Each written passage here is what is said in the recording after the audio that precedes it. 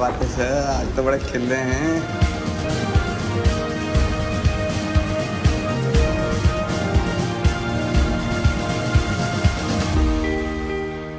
Hi everyone, welcome back to my YouTube channel.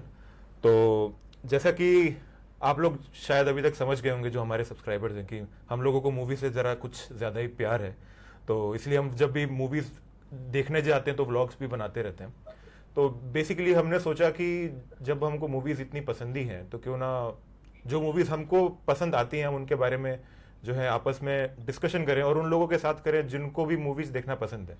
तो मेरे साथ यहाँ पर हैं हर्ष या रोहित, जो पिछली वीडियो में व्लॉग में भी थे यहाँ पे, जो मेरे कजिन ब्रदर हैं। और दूसरे हैं विकास, ये मेरे स्कूल टाइम के फ्रेंड हैं और काफ़ी टाइम बाद मतलब हम लोग की बात तो होती रहती है मतलब बेसिकली, लेकिन ये इस चीज़ को लेकर जब मैंने विकास को कहा कि ये चीज़ करनी चाहिए तो ही वॉज लाइक कि चलो करते हैं, बिल्कुल उसको भी मूवीज़ देखने का काफ़ी शौक है। तो हम सब एक तरीके से साथ में आ गए और ये कुछ नई तरीके से पॉडकास्ट की तरीके से हम लोग वीडियो जो है बनाने का एक ट्राई कर रहे हैं। अगर अच्छा बनेगा तो और भी बनाएंगे। आप लोग भी बताइएगा आपको और कौन सी मूवीज़ का जो है डिस्कशन या एक तरीके से पॉडकास्ट टाइप में चाहिए, वो उस पर भी हम बनाने की पूरी कोशिश करेंगे। तो जैसा कि आप सब लोगों ने टाइटल से पढ़ ही लिया होगा, जिस मूवी के बारे में आज हम लोग एक तरीके से डिस्कशन करने वाले हैं वो है, उस मूवी का नाम है द लंच बॉक्स, जो कि मेरी तो ऑल टाइम फेवरेट मूवी है। इन दोनों की भी मुझे लगता है फेवरेट मूवी है। इन लोगों ने भी बहुत पहले देखी हुई है। ये इससे वीडियो से पहले सब ने दोबारा देखी है ताकि अब रिफ्रेश हो जाए माइंड में। तो इस मूवी में जैसा कि आप सब जानते होंगे अगर आपने देखी है तो, the late great Irrfan Khan sir और नवाजुद्दीन सिद्दीकी और निम्रत कौर, ये लोग जो है बेसिकली लीड रोल्स में थे। तो आगे बढ़ते हुए फिर हम हर्ष और विकास से पूछते हैं कि मतलब इतने टाइम बाद ये मूवी दोबारा से हम लोगों ने देखी है। मैंने तो खैर बहुत बार देखी है। तो उन लोगों का इस मूवी के बारे में बेसिक ओवरव्यू क्या है, और लेंथ में डिस्कशन में जाएंगे इस मूवी पे और अच्छे से हर एक छोटे छोटे जो पहलू हैं उसके बारे में बात करेंगे। तो चालू करते हैं। पहले किससे चालू करें? हर्ष, चालू कर। Okay, so hi vlog once again. So हाँ, लंच बॉक्स मूवी एक काफ़ी अच्छी मूवी है एंड ये बहुत पहले रिलीज हुई थी। एंड जैसा कि निखर ने भी बोला, हम लोगों ने काफ़ी बारी मूवी देख ली एंड उसको एक बार फ्रेशन अप करके हम लोगों ने अभी जस्ट इस ब्लॉग से पहले फिर देखा। सो उस मूवी में इतने ज़्यादा मैसेजेस हैं, हर नो हर एक सेंटेंस, हर एक सीक्वेंस के बाद कि बहुत ही एक अच्छा हम लोग को मैसेज देती है मूवी। आई नो लोगों को उस मूवी को समझने में थोड़ी प्रॉब्लम हो सकती है क्योंकि लास्ट में लाइक एकदम से ऐसा दिखाते हैं कि लाइक और बॉलीवुड मूवीज या हॉलीवुड मूवीज जो भी हम लोग देखते हैं उसमें क्या होता है कि एक हैप्पी एंडिंग टाइप ऑफ होता है। इसमें लाइक एक ऐसा छोड़ा उन्होंने कि एक अनसर्टेनिटीज इंसान के अंदर हो जाती है कि क्या हुआ होगा। सो वो एक बहुत इंटरेस्टिंग चीज़ है। उसको वो ऐसी चीज़ है जो आप एक बार में देख के समझ नहीं सकते, वो आपको कम से कम लाइक ये मेरा पर्सपेक्टिव है कि आपको एक दो बार तो देखनी पड़ेगी। सो हाँ, बिल्कुल overall legendary Irfan Khan, he is one of my favourite actor and उनकी एक्टिंग खैर मैं क्या ही बोलूँ, शब्द कम पड़ जाएंगे जिस तरह उनकी एक्टिंग, उनका अंदाज है। बॉलीवुड क्या हॉलीवुड भी वो चीज़ जानता है। उसके बारे तो में हाँ। डिटेल में भी बात करेंगे, मतलब एक एक सीन जो हम्म। मूवीज मतलब जो हमको अच्छा लगा। और विकास हाँ। पे आते हैं। विकास, लंच बॉक्स जैसे हर्ष ने बोला, वैसे मेरी भी एक one of my favourite movie है। एंड डेफिनेटली ये बहुत अच्छी मूवी तो है, लेकिन अच्छी मूवी होने के साथ साथ ये काफ़ी अलग टाइप की मूवी भी है, क्योंकि हम्म। इस काइंड ऑफ जो लव स्टोरीज या फिर जो रोमांस जॉनर में मूवीज ज़्यादातर बनती नहीं है। हम्म। एंड उसके अलावा ये कहानी इतनी अच्छी है कि इस मूवी में जो साइलेंस भी काफ़ी सीन्स पे है, वो भी कुछ ना कुछ कहानी एक तरीके से वो बताने की कोशिश करती है। बिल्कुल। And, साइलेंस, ये बहुत अच्छा पॉइंट है। साइलेंस का पॉइंट बहुत अच्छा है क्योंकि ये मूवी में जो है ना, साइलेंस से बहुत कुछ और बहुत सारे मोमेंट्स में बहुत कुछ कन्वे किया गया है। मतलब और एग्जैक्टली। ये बहुत डिफिकल्ट है। मतलब आप साइलेंस से कोई चीज़ किसी इमोशन को या किसी सिचुएशन को अगर आप कन्वे कर पा रहे हैं तो एग्जैक्टली। और ये मूवी को चुनने का, सबसे पहली मूवी चुनने का हमारे इस डिस्कशन में सबसे बड़ा कारण यही था क्योंकि पर्सनली मेरी ये all time favourite Hindi movie में से है। मैं इसको सबसे फर्स्ट नंबर पे ही रखूंगा मतलब बेसिकली। तो मतलब मुझे जितनी हार्ड मुझे ये मूवी हिट करी है, जब से आई है, और जितनी बार भी मैंने देखी उतनी शायद और हिंदी मूवी में तो मुझे कोई ऐसी हिट नहीं करी है। तो हाँ, एग्जैक्टली। एंड जैसे मेरे को याद है कि मैं एक काइंड ऑफ मतलब फ्रेंड सर्कल में बैठा हुआ था, एंड वहाँ पे मिक्स मतलब बॉयज गर्ल्स सब थे, लाइक अर्ली 20s में सभी। एंड दे वर आस्क की मूवीज रिकमेंडेशन के लिए, दे वर आस्क कौन सी उनकी फेवरेट मूवीज। सो 90% लोगों ने जनरली जो मार्वल के मूवीज होते हैं वो सजेस्ट किया कि वो अच्छी मूवीज है। बट जब मैंने लंच बॉक्स का नाम लिया, देन एवरीबडी वाज शॉक्ड कि ये क्या नाम ले लिया, बिकॉज ये मूवी अच्छी है, अलग है। और ये चीज भी मैं बोलना चाहूंगा, ये मूवी एक्चुअली सबके लिए नहीं भी है, सब लोगों के लिए ये मूवी नहीं है। एंड जो इस टाइप की स्टोरीज जो हम ऐसी मूवीज के बारे में आगे डिस्कस करेंगे, एंड जो पर्सनली हमें, जैसे निखिल ने बोला कि उसको हिट करके, जो हमें पर्सनली वो हिट कर ली, तो ये उस टाइप बिल्कुल राइट। मतलब एक्टर्स की तो परफॉर्मेंसेस पे मैं आऊँगा, एक एक करके हम लोग आएंगे ही, लेकिन साइलेंस के अलावा जो इसकी मुझे इसका एक चीज़ और भी बहुत अच्छी लगती है, जो बैकग्राउंड म्यूज़िक का जो यूज़ किया गया है हर एक पॉइंट पे, मतलब वो भी मतलब मूवी के इमोशन और टोन के साथ काफ़ी अच्छे से जाता है। और जो डायरेक्टर है रितेश बत्रा, वो मतलब इस तरीके की मूवीज और इस तरीके का मतलब टोनल क्वालिटी मूवीज में देने के लिए काफ़ी जाने जाते हैं। उनकी दूसरी मूवी जो फोटोग्राफ थी वो भी इसी तरह की थी, उसके बारे में भी ज़रूर बात करेंगे। तो बेसिकली अगर मैं यहाँ पे और एक और बात जो विकास ने कही कि मतलब ये मूवी हर इंसान के लिए नहीं है, सबके लिए नहीं है, और सबके लिए मतलब मैं कहूँगा मेजॉरिटी ऑफ द पॉपुलेशन जो हमारे इंडिया में है, जो मूवी बफ नहीं है या फिर जो सिनेफाइल्स नहीं है, जिनको मूवीज सिर्फ बेसिकली मतलब इस तरह का सिनेमा पसंद नहीं करते हैं, ऐसे बहुत सारे लोग हैं। और ऐसे बहुत सारे लोगों को ये मूवी शायद अच्छी नहीं भी लगती है। ऐसे भी मैंने बहुत लोगों से मैं मिला हूँ जिन्होंने ये मूवी देखी है, जिन्होंने इसको बोरिंग कहा है, जबकि मुझे तो बिल्कुल भी ये कहीं से बोरिंग नहीं लगती है। क्योंकि अगर आप इसके अंदर देखेंगे कि क्या क्या क्या हो रहा है हर एक सिचुएशन, हर एक मोमेंट पे, तो बहुत सारी चीज़ें हो रही हैं जिसके बारे में हम डिस्कस करेंगे। तो एक्टर्स की परफॉर्मेंसेस पे हम आते हैं बेसिकली। एंड तो एक चीज मैं यहाँ बोलना चाहूंगा, हाँ, अगर किसी ने नोटिस किया है कि नहीं मुझे नहीं पता, बट बहुत नेचुरल टाइप की मूवी है। लाइक अगर आप उसे फील करो, उसका बैकग्राउंड साउंड, उसका लाइक यू नो एक करिकुलम जो है, फील लाइक कि मैं बॉम्बे में हूँ।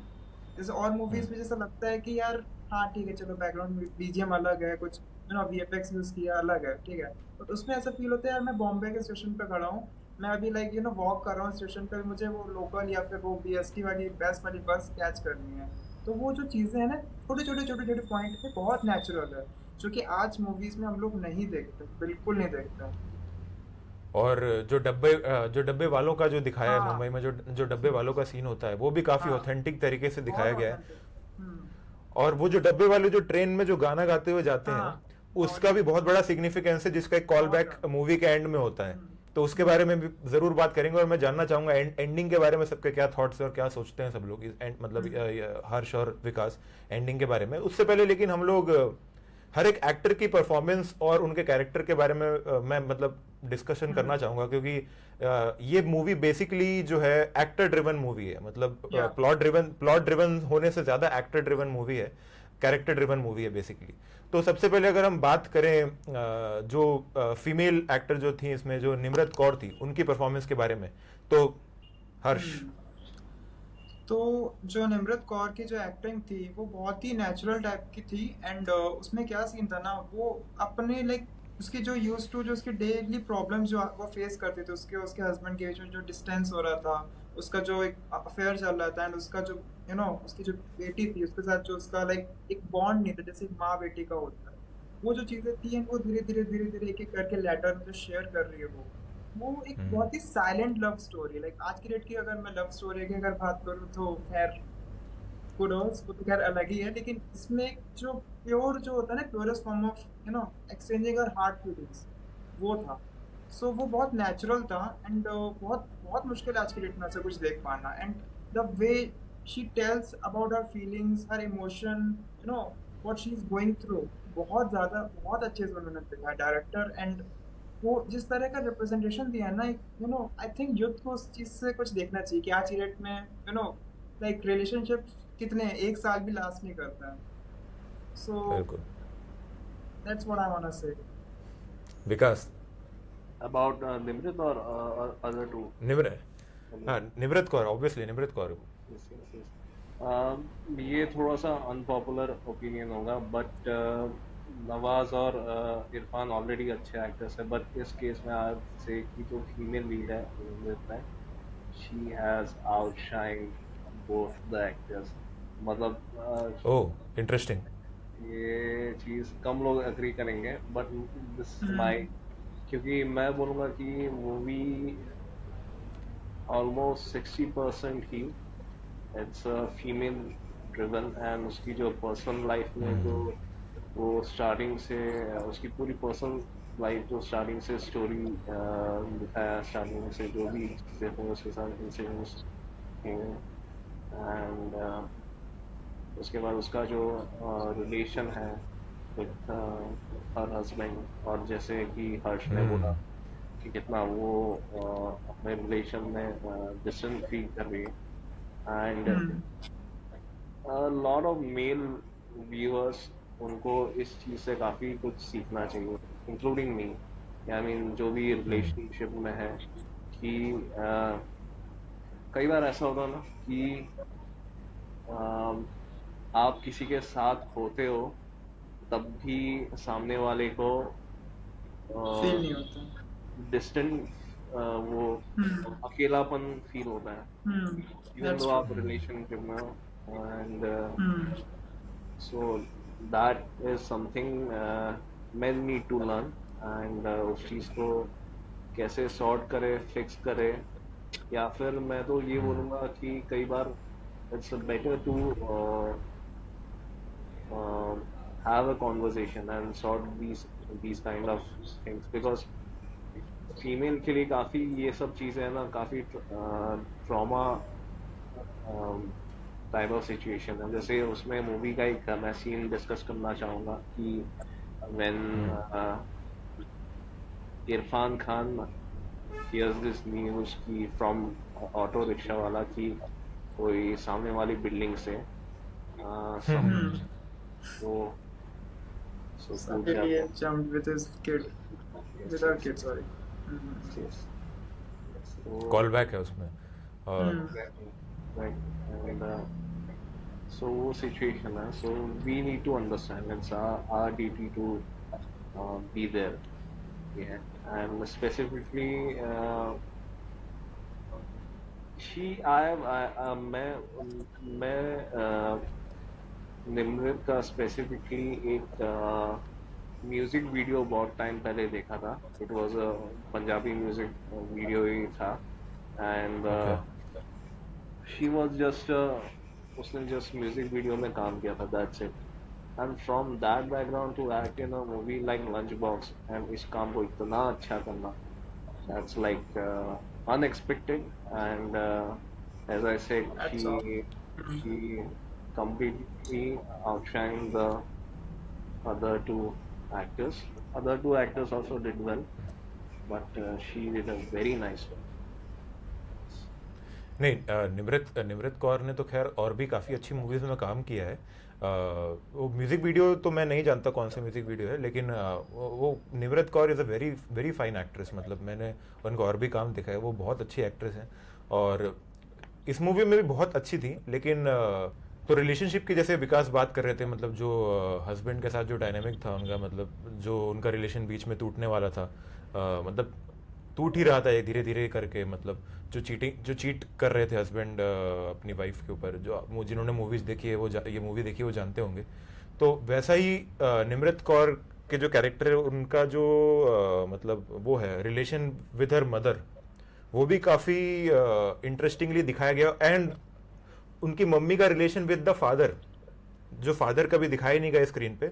दो कैरेक्टर्स हैं जो कभी स्क्रीन पे नहीं दिखाए गए, एक फादर का कैरेक्टर और एक आंटी का कैरेक्टर। आंटी का कैरेक्टर, वो कैरेक्टर के बारे में भी जरूर बात करेंगे। तो फादर का कैरेक्टर का भी के पीछे भी एक साइकोलॉजी है, जो मूविंग फैन और जो फैन को साफ करना, वो सब चीज को लेकर उसके बारे में भी बात करेंगे। तो बहुत सारे रिलेशन डायनेमिक्स हैं बेसिकली, मतलब जो ये मूवी बहुत कॉम्प्लेक्स तरीके से लेकिन बहुत ही आसान तरीके से जो कह देती है, तो देखने वाले जो कैजुअल व्यूअर्स हैं बेसिकली वो शायद ये पॉइंट्स इतने गहराई से ना देखें या मे बी शायद मिस कर दें। लेकिन अगर आप, जैसे हर्ष ने कहा था स्टार्टिंग में कि अगर आप ये 2-3 बार देखेंगे तो शायद आपको मतलब इसकी बारीकियां दिखनी शुरू होंगी, एक सिनेरियो समझ में आएगा इन शॉर्ट। तो अब निम्रत कौर के बाद चलते हैं नवाजुद्दीन सिद्दीकी। उनकी एक्टिंग के बारे में खैर कहने की कोई ज़रूरत नहीं है, लेकिन फिर भी अब ये मूवी के कैरेक्टर है, तो कैरेक्टर के बारे में बेसिकली बात करना और किस तरीके से उन्होंने निभाया उसके बारे में थोड़ा सा हम डिस्कस ज़रूर करेंगे। तो हर्ष। ओके, सो पहले तो ये, जब भी मैं लाइक लंच बॉक्स मूवी में नवाजुद्दीन की वो बात ऐसा बात आता है, टॉपिक आता है, तो मुझे वो सीन याद आता था जब वो लोकल बैठ के वो अपनी वो ऐसा ब्रीफकेस खोल के जो सब्जियां चॉप कर रहा होता है। That was so funny, like वो देख के शायद दुबई में सीखा था ना उन्होंने कैरेक्टर में। सऊदी में सीखा था। सऊदी में सीखा था, एंड वो इतना फनी था ना, लाइक वो, एंड बीइंग ऑनेस्ट और रियलिटी। अभी मैं थोड़े टाइम पहले निखर के पास गया था, आपने ब्लॉग देखा होगा, तो मैं लोकल ट्रेन ट्रैवल कर रहा था, and I feel the same thing, like people don't have time and they use all of those times in the train. Like कोई मूवी देख रहा है, कोई मूवी फिनिश कर रहा है, कोई कुछ कर रहा है, बट वो सब्जी वाला कुछ ज्यादा ही हो गया, लाइक बट वो बहुत सही था, जोक्स अपार्ट, वो बहुत सही सीन था। बट अगर हम उसकी एक्टिंग पे, नवाजुद्दीन सिद्दीकी जी की एक्टिंग पे आए, तो it was so good. Like जिस तरह उसने किया, लाइक जैसे इरफान जी अपना टिफिन खोलते हैं, वो जिस तरह आता है अपने, लाइक ऐसा कैसे हैं सर, खेलिए ने अपने सेव रख दिया था लाके, फर्स्ट लाइक पहली बार तो इज लाइक खा लूं, तो ही इज लाइक हाँ ठीक है, डोंट माइंड। एंड जैसे उसने एक बार उससे बोला, एंड इट्स लाइक उसने हमेशा की परमिशन दे दी है, उसने लाइक उसका लंच बॉक्स उठाया and started eating. And now later on वो उसकी जो लेटर आता था, ही ट्राई टू फाइंड इट, एक बार तो उसके हाथ में भी आ गया था। तो जिस तरह वो छोटे छोटे, नवाजुद्दीन पे यही एक चीज़ है कि जिस तरह वो छोटी छोटी चीज़ों को इतने अच्छे से करता है ना, रोल इम्पैक्ट हम लोग पर छोड़ता है, वही उसकी स्पेशलिटी है। ठीक है, उस टाइम पे नवाजुद्दीन की लाइक अभी जैसे हम लोग उसको इमेजिन करते तो उसकी लाइक मूवीज में थोड़ा सा वो अलग सा दिखता है, बट वो उसका स्टार्टिंग फेज था। स्टार्टिंग फेज में भी उसकी इतनी एक्टिंग उस लेवल की थी जो आज भी चेंज नहीं हुई है। जिस तरह उसको वो शादी में स्कूटर मिलता है, वो सीन भी बहुत फनी था, लाइक उसकी शादी हो रही है, उसके साथ से सिर्फ एक इरफान खान ही खड़ा हुआ है, दैट वाज आल्सो गुड। तो वो छोटी छोटी चीज़ें बहुत एक नवाजुद्दीन ने बहुत फनी सा रोल अदा किया मेरे हिसाब से। ऐसा उसने डीप लाइक ऐसा मैसेज भी छोड़ा है, बहुत फनी भी, इतना फनी किया ना, वो बहुत अच्छा आयरॉनिक, जो जिस तरह वो लेगेसी मेंटेन कर रहा है।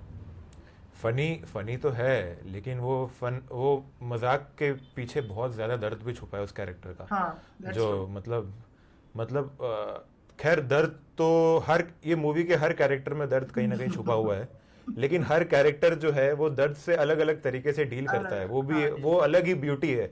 मतलब निम्रत कौर के जो कैरेक्टर है ईला, उनका दर्द अलग है। मतलब हस्बैंड चीट कर रहे हैं, बात नहीं करते हैं अच्छे से, घर में अकेलापन फील होता है, आंटी के साथ कॉन्वर्सेशंस होती हैं, तो वो अलग तरह के अकेलापन है। मतलब मैरिड हैं फिर भी मतलब बीच में कोई स्पार्क नहीं है। नवाजुद्दीन सिद्दीकी के जो कैरेक्टर है, उनका कैरेक्टर का क्या नाम था, शेख। हाँ, शेख का दर्द अलग है। नवाजुद्दीन सिद्दीकी के कैरेक्टर अगर आप देखें, उनकी वो फैमिली के अगेंस्ट जाके अपनी उनकी जो गर्लफ्रेंड का जो कैरेक्टर प्ले करी है जिन्होंने, एक्ट्रेस ने, उनके साथ जो शादी नहीं हुई है, लिव इन में रहते हैं, लेकिन वो किस तरीके से इरफान से जब इरफान मिलने आते हैं उनके घर पे कैसे छुपाते हैं कि मतलब अभी तो मतलब बात हुई है, मतलब अब्बा मान गए हैं, ये वो तो मतलब दुख है अंदर, लेकिन वो बाहर जो है वो मजाक करके उसको छुपाने का वाला कैरेक्टर है ये।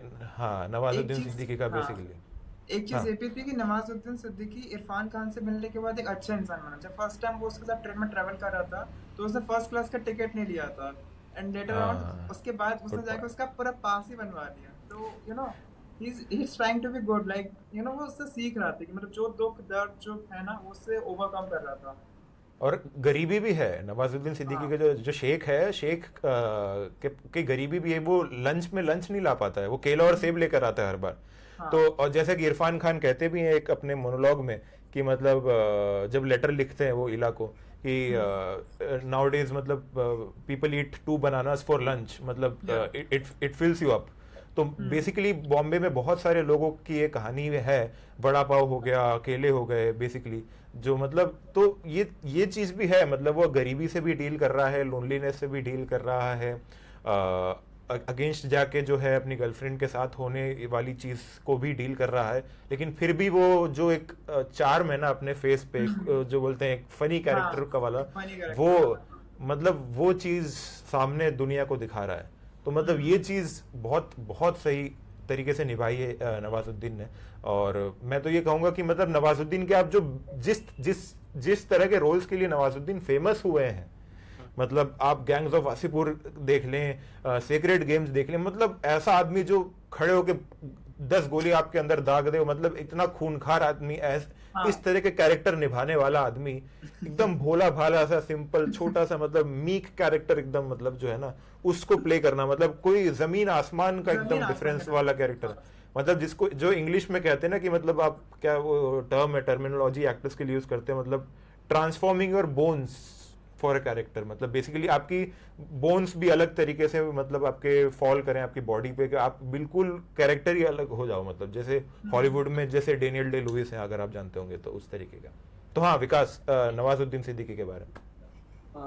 नवाजुद्दीन सिद्दीकी का जो अभी कैरेक्टर प्ले किया लंच बॉक्स में, and काफी काफी काफी सही रोल किया उसने, काफी अच्छा रोल किया। एंड जैसे बहुत सारी चीजें निखर ने भी और हर्ष ने भी बताई है कि वो कैसे अपने लोनलीनेस से डील कर रहा है, और कैसे बाकी बाकी जितने भी उसके इश्यूज है उसको कैसे डील करने के लिए उसका खुद का तरीका है, जैसे वो स्माइल के थ्रू और अपने चार्म के थ्रू कैसे चीज़ों को वो बुला रहा है। एंड नवाजुद्दीन जैसा रोल किया इस मूवी में, शेख का रोल किया, शेख जैसे कैरेक्टर्स आई विल से कि हर ऑफिस में, गवर्नमेंट ऑफिस हो, प्राइवेट ऑफिस हो, जो इस टाइप का जो एक हर ऐसे एम्प्लॉय में एक जैसे एक अर्ज होता है। एक सेकंड हर्ष, थोड़ा इधर आना, फ्रेम में, सेंटर फ्रेम में, तुम फ्रेम से बाहर जा रहे हो। हाँ ठीक, हाँ कंटिन्यू विकास। जैसे कि मैंने ये बोला कि ऐसे कैरेक्टर्स हर ऑफिस में मिलते हैं।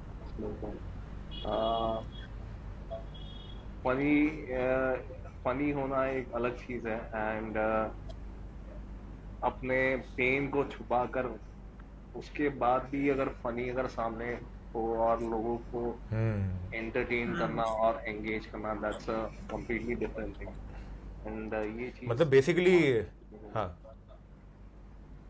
मतलब बेसिकली उस शेख के चार्म की वजह से ही जो है मतलब इरफान का जो कैरेक्टर है साजिन फर्नांडिस, उसमें भी काफी बदलाव आए थे बेसिकली। तो मतलब जो इंसान खुद इतना अंदर से टूटा हुआ है, वो दूसरे इंसान को ट्रांसफॉर्म करने में इतनी मतलब इनडायरेक्टली हेल्प कर रहा है, मतलब बहुत बड़ी बात। सो कैसा होता है ना कि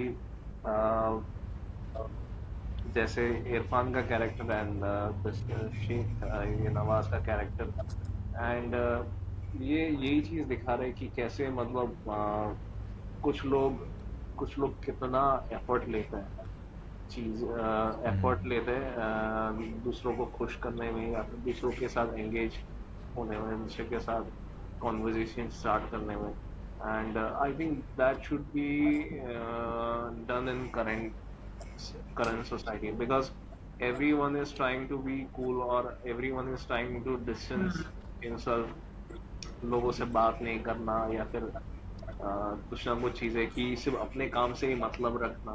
बट जो लोग एफर्ट लेके दूसरे के लाइफ में इन्वॉल्व होता है या फिर किसी ना किसी तरीके से एक रंग डालने की कोशिश करते हैं, आई थिंक ऐसे कैरेक्टर बहुत जरूरी है। एंड ये चीज दिखाने की कोशिश की। और डेडिकेशन भी बहुत है, मतलब ये जो शेख कैरेक्टर है, मतलब जिस ऑफिस में वो आया है उसको सीखने की भी बहुत चाहत है, और एक तरीके से मतलब उसकी गरीबी की वजह से वो थोड़ा लालची भी है। उसको जो दहेज में जो स्कूटी मिलती है, स्कूटी या स्कूटर क्या मतलब, स्कूटी मिलती है शायद, जो स्कूटर उसको बोलते दहेज, हैं बट हाँ होता स्कूटर हाँ लेकिन होती स्कूटी है वो। हाँ। तो जब जब उसको पता चलता है कि जो साजन फर्नांडिस है वो रिटायरमेंट नहीं लेके उसको मतलब ट्रेन करेंगे, तो वो मतलब वो डर जाता है कि अगर ये बात पता चल गई लड़की के उसके घर वालों को कि मतलब अब वो साजन की जगह नहीं ले रहा है अभी कुछ टाइम के लिए, तो वो दहेज का स्कूटर ना वापस ले लें। तो जो बालकनी वाला सीन है, तो एंड में बोलता है कि आप उसको मत बताइएगा, उसकी गर्लफ्रेंड का नाम, उनके नाम मैं याद नहीं आ रहा, पर उनको मत बताइएगा। क्या नाम है? उनके फादर को मत बताइए, वैसा वैसा बोलूंगा। हाँ, नहीं तो वो स्कूटर वापस ले लेंगे। तो मतलब वो थोड़ा लालची भी है, लेकिन इंसान 100% सही तो नहीं हो सकता ना। अगर जब आपने ऐसे सर्कमस्टांसेस देखे हैं अपनी लाइफ में, तो कहीं ना कहीं जो लालच है वो क्रीप इन हो ही जाता है। तो मतलब वो भी मतलब बहुत ऑनेस्टली दिखता है वो लालच, मतलब कुछ हार्म करने वाला लालच नहीं है, लेकिन होता है, ऐसे फ्लॉड वो बस कैरेक्टर्स greediness होते है। हैं। आई थिंक हाँ, ऐसे लालची से ज्यादा इनसिक्योर है हर चीज के लिए, बिकॉज उसको हर चीज लाइफ वो भी है, वो भी है।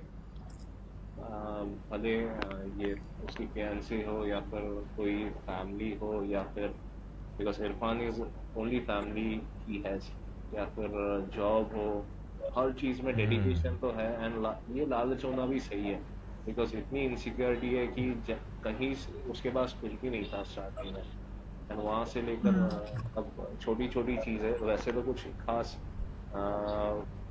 बहुत खास उसने अचीव नहीं किया या फिर उस लेवल पे नहीं गया, लेकिन बहुत ही माइनर सी चीजें पाने के लिए भी उसको बहुत स्ट्रगल करना पड़ा, एंड इजीली उसके साथ कुछ भी नहीं नहीं मिला है। सो वो चीज और उसकी मतलब उसकी इसी ऑनेस्टी की वजह से जैसे एक सीन है, इरफान का जो साजन फर्नांडिस है वो उसको डिफेंड भी करता है।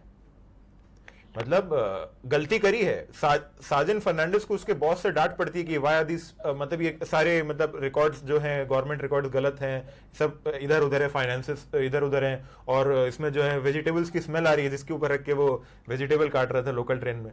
तो उसको डिफेंड भी करता है इरफान का, मतलब जो साजन का कैरेक्टर, इरफान का जो कैरेक्टर है साजन फर्नांडिस, वो डिफेंड भी करता है, और बाद में जाके उसको डांटता भी है, सुनाता भी है कि मतलब कि तुमसे नहीं होता तो तुम जाओ। लेकिन उससे पहले ऑफिस के अंदर वो डिफेंड करता है। क्यों डिफेंड करता है? बिकॉज वो उस कैरेक्टर के अंदर ऑनेस्टी देखता है, वो शेख के अंदर एक ऑनेस्टी देखता है जो उसको लगता है कि मतलब आगे चल के अच्छा वो कुछ कर सकता है। तो मतलब ऐसा कैरेक्टर जिसको आपके जो सुपीरियर्स है वो भी डिफेंड कर रहे हैं अपने सुपीरियर्स के सामने, तो वो भी बहुत कुछ कहता है आपके कैरेक्टर के बारे में बेसिकली। बिल्कुल बिल्कुल। तो अब आते हैं हमारे जो लेट ग्रेट इरफान, मतलब मेरे तो इंडिया के मतलब फेवरेट एक्टर हैं basically, all time favourite actor, मतलब इरफान खान। मतलब उनके बारे में तो बहुत कुछ है कहने को, और क्या कुछ कहा जाए, क्या कुछ नहीं कहा जाए। तो फिर से शुरू करते हैं हर्ष से। हर्ष, इरफान तो सर। अगर इरफान सर के बारे में बात कर रहे हैं, तो पहले बात तो ये, वो एक लौते ऐसे इंडियन एक्टर हैं जो पहली बार मिशन इम्पॉसिबल में भी आए हुए हैं, ठीक है। सो दैट्स समथिंग, जो उनकी एक्टिंग है जो उसको वहां तक लेके गई उस बंदे को, वो मतलब बॉलीवुड तक यार छोटी चीज है उनके लिए, हॉलीवुड तक नो, लाइक ऑस्कर तक में वो बंदा जा रहा है। तो वो जो लेवल है ना उसका, मतलब टॉम क्रूज के साथ मूवी करना एंड ऑल, लाइक वो जो चीजें हैं वो आई डोंट थिंक इनके अलावा कोई और एक्टर में है इतना कैलिबर कि वो उस मुकाम तक जा पाए। और आज की डेट में जो यूथ कैरेक्टर है, like what I am talking, तो खैर एफर्टलेस, बहुत एफर्टलेस, लाइक बहुत इजीली चीजें हो रही होती हैं, एंड पता नहीं क्या हो रहा होता है, ठीक है। सो वो तो एक है, एंड जो उनका एक एक अलग ही अंदाज है, एक स्टाइल है उनका एक्टिंग करने का, लाइक वो अलग ही है, लाइक एक डिफरेंट वे है जिस तरह वो बोलते हैं, कोई भी डायलॉग को वो एक रिप्रेजेंट करते हैं, लाइक बहुत यूनिक है वो चीज़। लाइक अगर जैसे उस बंदे को डिफेंड किया, नवाजुद्दीन को उसने डिफेंड किया ऑब्वियसली, फिर उस चीज़ को उसने करेक्ट किया, लेकिन उसने उसके ऊपर कोई चीज़ ऐसा आने नहीं दी, बिकॉज कहीं ना कहीं वो उस बंदे को अपनी एक फैमिली भी कंसिडर कर रहे थे। जैसे हमारे बड़े के साथ भी होता है, जैसे if I do something wrong तो दादा will defend me from the outside people, but later on he will tell me कि यार हर्ष ऐसा नहीं, ऐसा कर सकते थे तो वो एक वो जो है उनका एक एक फील है, that's a different thing. And जिस तरह लंच बॉक्स, तो उनकी एक बहुत ही ऐसी मूवी है जिसमें उन्होंने साइलेंटली बहुत कुछ कह दिया है, बहुत कुछ कह दिया। लाइक आपको लाइक देखने का अंदाज है, नजरिया होना चाहिए। तो मेरा तो ये पर्सपेक्टिव है, and for me he is the best in the Bollywood.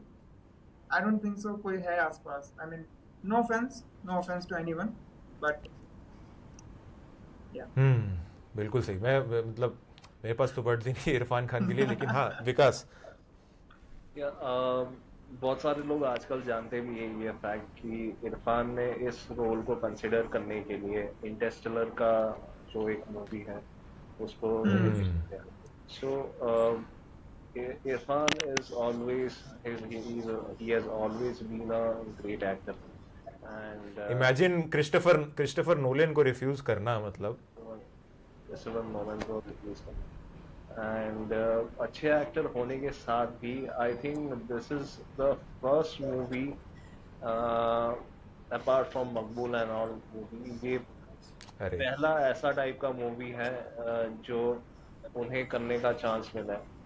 Like उन्हें ये चीज़ क्योंकि इसके पहले जितनी भी उन्होंने अच्छी मूवीज की डेफिनेटली, लेकिन ये एक डिफरेंट सब्जेक्ट है जिसमें उन्होंने काम किया एंड इस मूवी के थ्रू वो एक I think he was around 40s only he was during doing this movie, but उन्होंने ऐसा दिखाया कि जो अपने रिटायरमेंट के करीब हैं, लाइक लेट 50s के नज़दीक है, उस टाइप के कैरेक्टर उन्होंने वो सब स्टडी किया एंड अरे it was very very close to his heart and during his end year also उन्होंने ये चीज़ बोली कि lunch box is something very special and close to Irfan sir। बिल्कुल, मतलब एफर्टलेस तो खैर सभी कहते हैं, साइलेंस में खेलना, और मतलब वो इंसान ने जिस तरीके से अपने कैरेक्टर्स को ना सिर्फ लंच बॉक्स में बल्कि हर मूवी में जिस तरीके से निभाया है, वो आप कंपेयर नहीं कर सकते और किसी एक्टर से। मतलब वो जो प्रोसेस है वो पता नहीं अलग ही तरह का प्रोसेस है। मतलब ऐसा लगता भी नहीं है कि उन्होंने बहुत प्रिपरेशन करी थी शायद कैरेक्टर के लिए। मतलब वो वही कैरेक्टर है, ऐसा लगता है। कभी कभी क्या होता है एक्टर्स को देख के ऐसा लगता है कि बहुत अच्छी एक्टिंग है, लेकिन कहीं ना कहीं जो प्रिपरेशन है ना वो दिख रही है।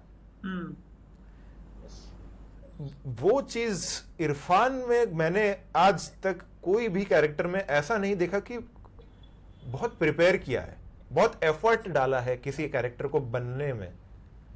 मतलब एकदम जैसे मक्खन कह लो या रिवर का एक फ्लो कह लो, मतलब ये सब तरीके से आप इरफान सर की एक्टिंग को डिफाइन कर सकते हो। मतलब बेसिकली मतलब उसको क्वांटिफाई करना बहुत मुश्किल है। और मतलब इस मूवी में लंच बॉक्स में भी जो जैसे विकास ने कहा, जो ओल्ड मैन का जो कैरेक्टर है जो रिटायरमेंट के पास आ रहा है, उसको जो पकड़ा है, जो नुआंसेस को पकड़ा है एक ओल्ड मैन के। और ये कैरेक्टर भी लोनली है, साजन भी लोनली है, शेख भी लोनली था, निमरत का जो इला भी लोनली है। लेकिन ये जो लोनली है इरफान के कैरेक्टर का, जो साजन जो लोनली है, वो बिल्कुल मतलब कहते हैं ना लास्ट स्टेज एंड, मतलब काइंड ऑफ, हाँ मतलब कुछ just living for the sake of living, कुछ है नहीं लाइफ में। उसकी वाइफ जा चुकी है, और जिस तरीके से वो लाइंस कहते हैं जब इला को लेटर लिखते हैं कि मतलब मैं छुट्टी संडे आफ्टरनून को जब मैं बाहर स्मोक कर रहा होता था तो मैं अपनी वाइफ को कुछ कॉमेडी शोज देखते हुए ऑब्जर्व करता था, वो लाफ मुझे अभी तक याद है, फिर मैं अपने स्मोकिंग में बिजी हो जाता था, तो आई विश कि मैं तब और देर तक उसको देखता रहता। तो मतलब ये बहुत छोटे छोटे जो चीजें हैं ना, मतलब ये मतलब आप फील कर सकते हो कि मतलब ये इंसान बहुत मतलब ऑलमोस्ट खत्म हो चुका है। जिस तरीके से वो अपने नेबर्स के सामने वाले जो नेबर्स की खिड़कियों में भी देख रहे हैं, जैसे छोटी बच्ची है वो भी ऑकवर्ड जाती है, वो आके जो है विंडो बंद कर देती है अपना, तो वो मतलब हैप्पी फैमिली को जब देख रहा है कि वो साथ में बैठ के खाना खा रहे हैं, तो वो देख के भी उसको मतलब अंदर और वो टूटता जा रहा है। मतलब वो कैरेक्टर बिल्कुल ही ज्यादा टूट चुका है। एक तरीके से। इस मूवी में सबसे ज्यादा जो टूटा हुआ कैरेक्टर है वो बेसिकली वो साजन फर्नांडिस का कैरेक्टर है। और फिर भी वो जो है इला के कैरेक्टर को अपने प्रॉब्लम से बाहर निकालने की कोशिश करता है, और इला भी कहीं ना कहीं कोशिश करती है। जो स्मोकिंग वाला सीन था, उसने ये नहीं कहा कि आप स्मोकिंग छोड़ दो, उसने कुछ क्या कहा था लेटर में कि हर एक सिगरेट आपकी लाइफ से कुछ पल कितना वो छीन लेती है। हाँ, और उनके फैमिली में उसके शायद पापा ही थे, कौन थे, नहीं कि वो भी यही करते थे। फिर उन्होंने ये कहा कि थोड़ी और पी लेनी चाहिए थी, तो ये मतलब दर्द दुख और मतलब ये पेन और सहना नहीं पड़ता बेसिकली। तो मतलब सब कैरेक्टर ही मतलब बेसिकली बहुत ज्यादा लेवल तक मतलब एकदम लोनली और टूटे हुए कैरेक्टर्स हैं। और जैसा स्टार्टिंग में हर्ष ने भी कहा था, जो लेटर्स लिख के जिस तरीके से मतलब लव स्टोरी दिखाई है, टेक्स्ट मैसेजिंग में बहुत आज के टाइम पे बहुत वो हो गया, मतलब बहुत फास्ट, और वो एक्साइटमेंट लेवल खत्म हो चुका है। और जो लेटर्स मिलने का जो इंतज़ार और लेटर्स लिखने की जो आर्ट है ना, वो अलग ही होती थी। मतलब हम लोग ने बचपन में भी बहुत शायद कुछ टाइम के लिए वो देखी होगी जब तक स्मार्टफोन्स नहीं आए थे, लेकिन हमसे पहले वाली जनरेशन तो ये बहुत यही इसी में रहती थी, इसी में जीती थी। और वो एक बहुत क्रिएटिव एक तरीके की एक प्रोसेस है जो मैं ऐसा मानता हूँ, जो कि आजकल की जनरेशन को भी ज़रूर ट्राई करना चाहिए मैसेजिंग सिस्टम से हट कर बेसिकली, क्योंकि मैं निखर को पहले से ही जानता हूँ, निखर ने भी कई लेटर्स लिखे हैं। अब मैं इस पे कमेंट नहीं करूंगा, लेकिन नहीं, मैंने ऐसे कोई लेटर्स नहीं लिखे बेसिकली, लेकिन हाँ, तो ये ओह माय गॉड। हाँ, ये तो मतलब ये लेटर्स लिखने की जो प्रक्रिया है, ये बहुत क्रिएटिव और बहुत इम्पोर्टेंट है। और बैक टू साजन का जो कैरेक्टर है, मैं सोच रहा हूँ और कौन कौन से पॉइंट्स है जो मतलब बहुत कुछ है, मतलब हाँ, अरे ये सीन मैं कैसे भूल सकता हूँ। वो जब वो इला से इतने टाइम बाद जब वो मिलने जाने का उनका प्लान बनता है रेस्टोरेंट में, अरे तो वो नहीं जाते हैं, और नहीं जाते, इला गुस्सा हो जाती है और अगले दिन टिफिन में कुछ नहीं भेजती, सिर्फ और कोई लेटर भी नहीं, कुछ नहीं, कोई खाना नहीं। तो इरफान जो वापस लेटर लिख के बोलता है कि मुझे लंच बॉक्स मिला, it was empty and I deserve it. फिर वो एक्सप्लेन करता है कि वो क्यों नहीं गया। वो ये बताता है कि मतलब गए थे वो, आई वॉज देयर, लेकिन वहां जाने से पहले जब मैं घर पे था, तो जब वो अपनी शेव कर रहे थे दाढ़ी को, तो उन्होंने एग्जैक्टली मुझे वर्ड्स नहीं याद है, उन्होंने कहा कि I smelt an old man that day. Yes.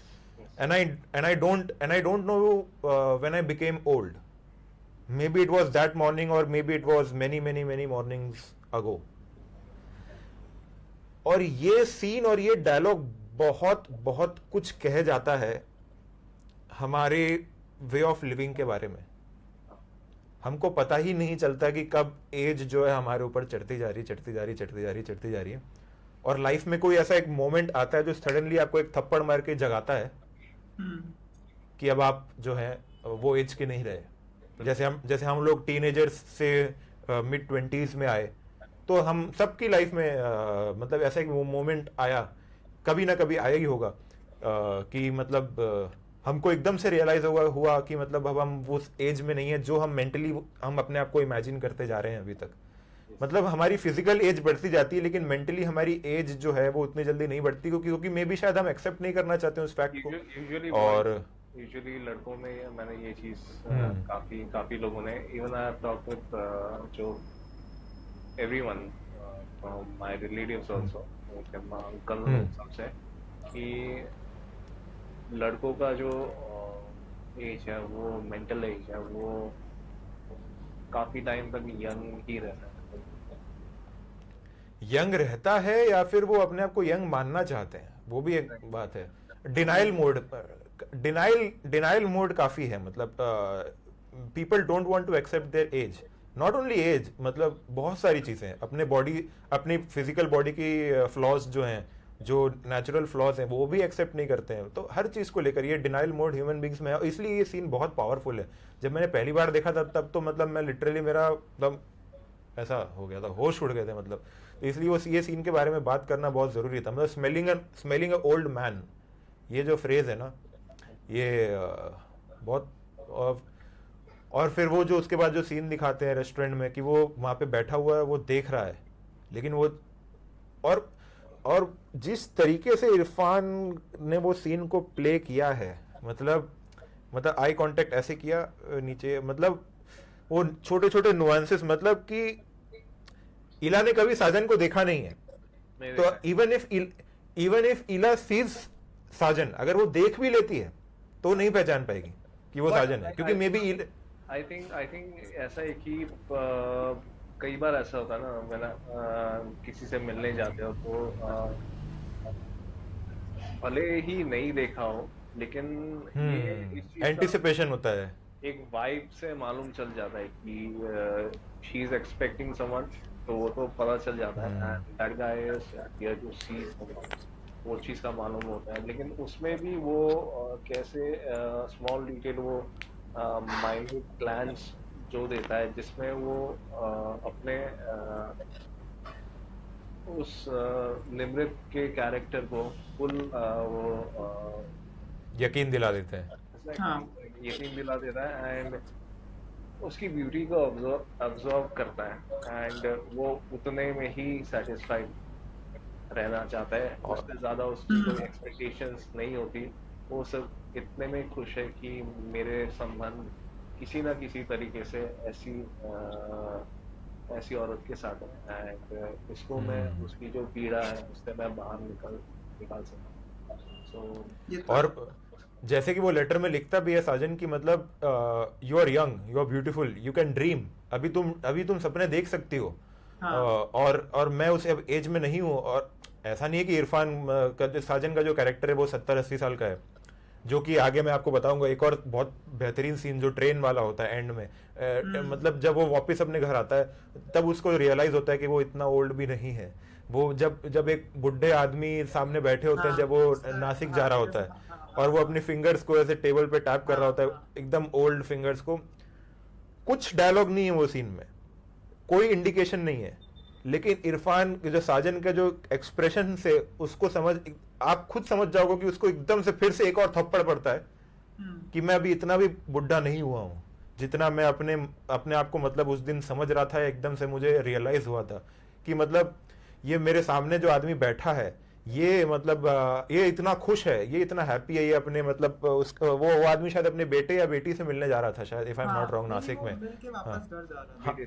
हाँ, राइट, वापस घर की तरफ नासिक जा रहा था। एग्जैक्टली। तो मतलब वो सीन के बारे में मतलब एकदम से आया, तो मतलब मैं बता रहा हूँ। और एक और बहुत तगड़ा, और तुम लोगों को भी कोई सीन अगर याद आता है तो जरूर बताना, मेरे माइंड में जैसे जैसे सीन आ रहे हैं मैं बताता जा रहा हूँ। एक फनी सीन मेरे को याद कि दैट सो इरफान ये चीज बताने की कोशिश करता है निर्मित के कैरेक्टर को कि दुनिया जितनी बुरी दिखती है वैसी वो होती नहीं। तो ये कब आया था ये सीन? वो ट्रेन वाला सीन है ना, जब अच्छा, life is not bad at, हाँ, याद है, हाँ।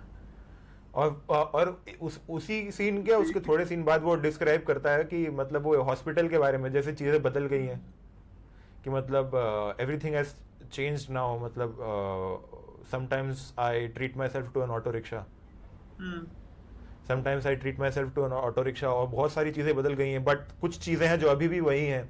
अगेन ये मतलब डायलॉग्स मतलब रियल लाइफ को भी दिखा रहे हैं और ये सिचुएशन में भी फिट बैठ रहे हैं। कुछ चीज़ें अभी भी वही हैं, जैसे कि हॉस्पिटल जहाँ पे मैं पैदा हुआ था और जहाँ पे मेरे पेरेंट्स मरे और मेरी वाइफ भी मरी। मतलब इतना डार्क डायलॉग है, ये एक कॉन्वर्सेशन है, लेकिन कितने आराम से कह देते हैं। और मैं जिस सीन की बात कर रहा था वो था ऑफिस वाला सीन, जब पहली बार जो शेख है उसको इरफान की चिट्ठी मिल जाती है तो वो ऐसे खोलता है, ये चिट्ठी, तो इरफान ऐसे ये फिर, और जिस तरीके से वो सीन प्ले किया है इरफान ने भाई साहब, मतलब इमीडिएटली, मतलब पीछे वो पानी वाला आदमी था एकदम ऐसे, हाँ। और इधर इधर इधर करके एकदम से धीरे awkwardness धीरे, हाँ बहुत जल्दी से दूर कर दी उसने। हाँ, मतलब वो पानी वाले था। और आपने भी आप लोग भी लाइफ में कभी नोटिस, आपने अगर ऑब्जर्व अपने आप को किया हो कि जब कोई चीज आपकी पकड़ी जाती है एकदम से, ऐसी चीज जो आप नहीं दिखाना चाहते हो, आप इमिडिएटली कुछ और चीज में अपने आप को डाइवर्ट करने की कोशिश करते हो, ताकि सामने वाले का भी ध्यान उधर डाइवर्ट हो जाए और आप तुरंत से वो चीज को छुपा सको। इतना नुआंस्ड वो सीन है, मतलब वो मोमेंट है वो, मतलब लिटरली, मतलब अगर बहुत लोगों ने शायद नहीं भी नोटिस किया हो सकता है ऊपर से भी निकल गया हो, शायद उसकी ब्यूटी को नोटिस ना कर पाए हो।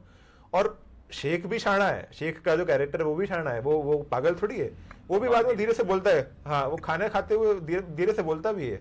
आजकल तो मतलब ईमेल का जमाना है, मतलब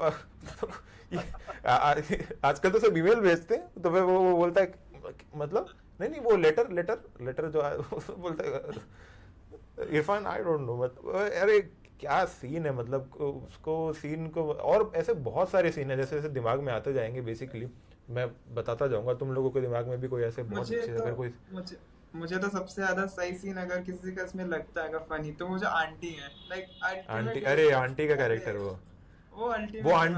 वो आंटी का कैरेक्टर ऐसा है कि आपने कभी उनको स्क्रीन पे नहीं देखा, लेकिन उनके बिहेवियर, उनके बात करने के तरीके से आप अपने माइंड में एक मेंटल पिक्चर आप आराम से बना सकते हो कि वो आंटी कैसी दिखती होंगी। एंड इन जनरल उस टाइप की आंटी आपके अड़ोस पड़ोस में होती हैं। बिल्कुल। मैं जानता हूं वो है कौन एग्जैक्टली, वो एक्ट्रेस, बहुत बार सुना है वो एक्ट्रेस, वो मैंने एक सीरियल में देखा है उनको, if I am not wrong, मैं जैसे यहाँ देख पा रहा हूँ, भारती आचरेकर, अगर मैं गलत नहीं हूँ तो मे बी शायद वही है, हाँ भारती आचरेकर, एग्जैक्टली। ये इनको मैंने बहुत सारे मतलब शोज वगैरह में देखा है, और उनकी आवाज से मैं समझ गया था कि मे बी शायद वही एक्टर होंगी है। तो बहुत बहुत तगड़ा, मतलब, और ये रितेश बत्रा जो डायरेक्टर है, उनका ये डिसीजन कि हम इस कैरेक्टर को कभी दिखाएंगे ही नहीं, ये भी मतलब एक बहुत क्रिएटिव डिसीजन है, और जिसको लेने के पीछे उनकी क्या थिंकिंग रही होगी वो जानना भी बहुत दिलचस्प होगा। लेकिन मुझे ऐसा लगता है कि उन्होंने ऐसा इसलिए किया क्योंकि वो कैरेक्टर कैसा दिखता है वो इंपॉर्टेंट है ही नहीं। और इला जो है, इला भी आंटी को रोज देखती नहीं है। हाँ। तो जब इला आंटी को रोज नहीं देखती, तो हम तो इला को देख रहे हैं ना, हम तो इला की लाइफ को देख रहे हैं, तो हम कैसे आंटी को देख सकते हैं? हम भी आंटी को नहीं देखेंगे जब इला नहीं देख रही है। इला तो सिर्फ ऊपर से एक बास्केट देखती है जो लटकती है, और अगर वो कुछ गाने चलाते तो गाने भी चला देती है। जैसे वो इला डिमांड करती है जब पहली बार वो इरफान से नाम पूछती है कि क्या नाम है, तो साजन बोलती है, तो बोलते साजन पिक्चर के गाने लगाओ, और वो तुरंत लगा भी देती है। तो मतलब ऐसे बहुत सारे मोमेंट्स हैं। हाँ हर्ष। एंड एक वो सीन बहुत अच्छा, जब उसने फर्स्ट टाइम जब लेटर आया ना कि हाउ इज द फूड वाला, तो उसने लिखा था इट्स बिट सॉल्टी लिखा था, तो शी इज लाइक ये ले मिर्चा ले, उसको मिर्चा दे दे।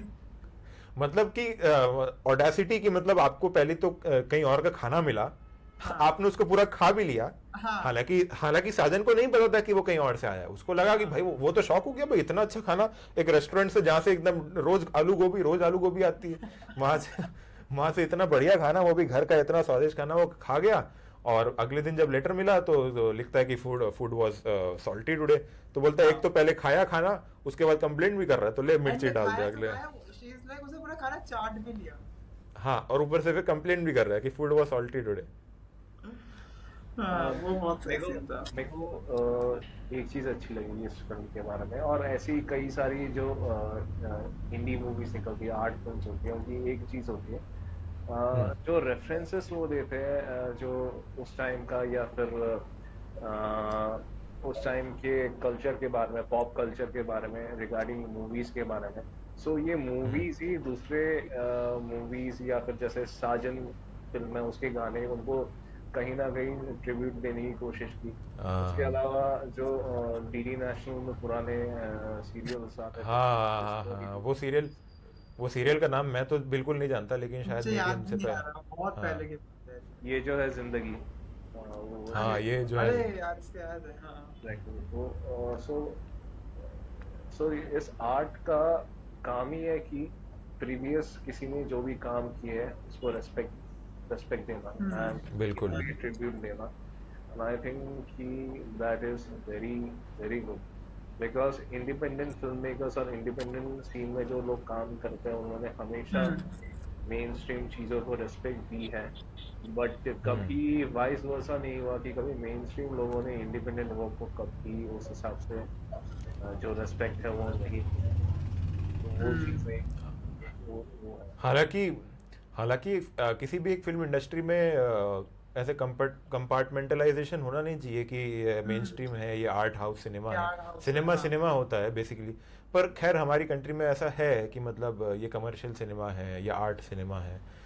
हालांकि मैं लंच बॉक्स को कहीं से भी आर्ट सिनेमा में, मैं तो मतलब ऑब्वियसली आर्ट है वो, लेकिन आर्ट सिनेमा को लोग पता है, आर्ट सिनेमा ये टर्म वो लोग यूज करते हैं जो आर्ट सिनेमा नहीं देखते। जो आर्ट सिनेमा देखते हैं वो आर्ट सिनेमा बोलते ही नहीं है। आर्ट सिनेमा कौन बोलता है? वो आर्ट सिनेमा वो लोग बोलते हैं जो आर्ट सिनेमा देखते नहीं है। क्यों? क्योंकि उनको लगता है कि आर्ट सिनेमा है, इसमें कुछ एंटरटेनमेंट फैक्टर नहीं है, तो ये तो आर्ट सिनेमा है। तो बहुत डेरोगेटरी या तरीके से या नेगेटिव तरीके से ये टर्म यूज किया जाता है बेसिकली आर्ट सिनेमा। और एक कमर्शियल सिनेमा मतलब कमर्शियल तो कमर्शियल है ही खैर, तो लेकिन ऐसा होना नहीं चाहिए, ऐसा डिफरेंशिएशन मतलब। पर ठीक है, अब है तो है, अब हर चीज़ तो नहीं हो सकती, मतलब बदल नहीं सकते बेसिकली। ऐसे बहुत सारे सीन है, मतलब अभी जैसे जैसे याद आता जाएगा मैं तो बताता जाऊंगा। एक चीज बोलूंगा कि ये मूवी आज से अगर 100 साल तो ज्यादा बोला, 50 इयर्स बाद भी देखी जाएगी ना, तब भी रेलेवेंट होगा, रेलेवेंट होगा और रिलेटेबल होगा लोगों से। मतलब शायद रिलेटेबल लेटर्स लिखने वाली चीज शायद इतनी रिलेटेबल ना लगे यार, वो चीज थोड़ा सा होगा, क्योंकि जैसे जैसे टाइम बीतता जाएगा हम लोग और एडवांस होते जाएंगे। एंड यू नो हम ही लोग ने लेटर वाला, लाइक जैसे आपने तो किया, जैसे मैं आपसे एक जनरेशन आगे गया हूं, तो लाइक मैंने ही नहीं किया, तो दैट्स अ डिफरेंट थिंग। मेरे बाद वाले फिर उनको प्रॉब्लम होगी जिस समझने में वो कॉन्सेप्ट, क्योंकि बहुत ही वैसी मूवी है कि आप you know it's not like कि आपने देखा हीरो आया, उसने हीरोइन को बचाया, विलन को मारा, वो वाली चीज नहीं है यहाँ पे, यू नो। दुनिया और वो अगर वो लोग अगर चाहते तो इजीली अपना मतलब फोन नंबर या एड्रेस वगैरह एक्सचेंज कर सकते थे, लेकिन उन्होंने वो चीज कभी करी ही नहीं, क्योंकि उन लोगों के माइंड में प्यार या लव कभी था ही नहीं स्टार्टिंग से। बहुत बाद में जाके धीरे धीरे धीरे धीरे धीरे धीरे वो डेवलप हुआ। और खैर वो और जिस तरीके के ये कैरेक्टर्स हैं, ज्यादा आउट गोइंग या एकदम वैसे नहीं है कि मतलब एकदम आपके टू द फेस आपसे आके सब चीज मांग ले और मतलब एकदम चेप हो जाए, वैसा उस तरह के कैरेक्टर्स भी नहीं है ये, और वो मूवी का पॉइंट भी नहीं था बेसिकली। तो वही है। और मूवी ये चीज दिखा रहा है कि लाइक ये जरूरी नहीं है कि कोई दो लोग सेम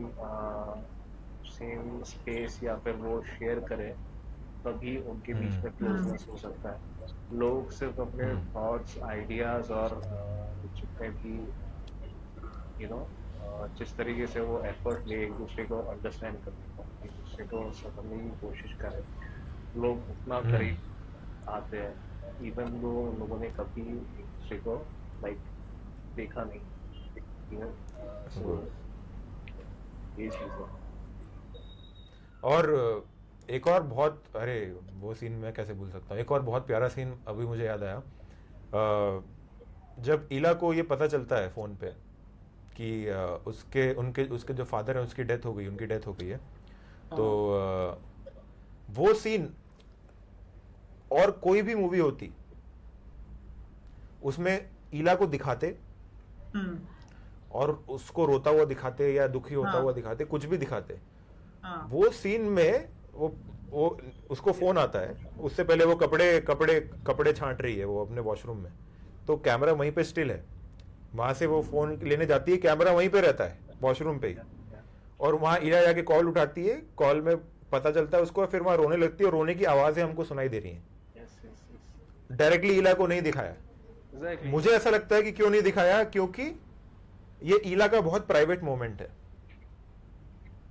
तो एज डायरेक्टर चाहता है कि एज एन ऑडियंस भी हम उसके प्राइवेट मोमेंट में इंटरफेयर ना करें। और जैसे एक नेबर होता है, एक पड़ोसी होता है, वो कुछ सुनता है अपने पड़ोस में कुछ हो रहा है, या तो मारपीट हो रही है या लड़ाई झगड़ा या रोना धोना हो रहा है, वो सुन के कुछ समझता है, इमेजिन करता है, तो हमको बेसिकली इला के कैरेक्टर से एक नेबर की तरह एक पॉइंट ऑफ व्यू से उस सीन में हमको दिखाया बेसिकली। ऐसा मुझे लगता है कि ये डायरेक्टर की सोच हो सकती है वो सीन के पीछे, नहीं तो वो इजीली इला का क्लोजअप दिखा के वो जैसे नॉर्मली होता है कि किसी को कोई खबर मिली तो वो दुखी है या रो रहा है, वो भी कर सकते, तो वो भी बहुत पावरफुल सीन होता।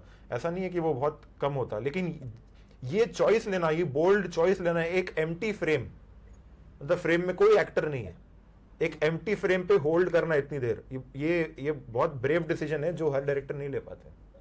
क्योंकि इसके पहले हमने जितनी भी मूवीज देखी है, जहाँ जहाँ कैरेक्टर फ्लो होता है वहाँ वहाँ कैमरा शिफ्ट होता है, बट जैसे कि निखिल ने बोला कि ये इसका प्राइवेट मोमेंट है, एंड एज ए ऑडियंस भी डायरेक्टर नहीं चाहता है कि वो चीज़ देख। ऐसा मतलब ऐसा मेरा सोचना है, मतलब मुझे नहीं पता कि रितेश बत्रा के मन में वो क्या था कि वो उन्होंने ऐसा सीन शूट किया, पर मुझे एज एन ऑडियंस मुझे ऐसा लगता है कि ये मे बी ये रीजन हो सकता है। हाँ हर्ष।